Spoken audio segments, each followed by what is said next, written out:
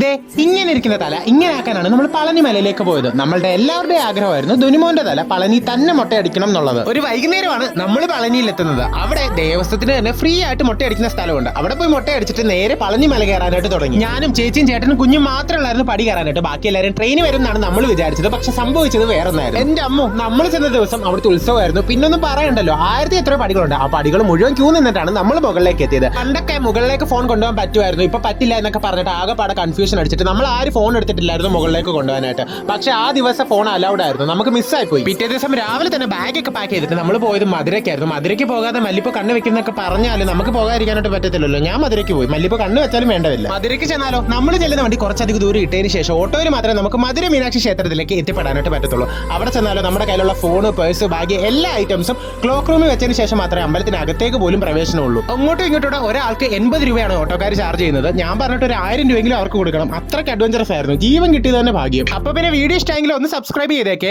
Okay, by.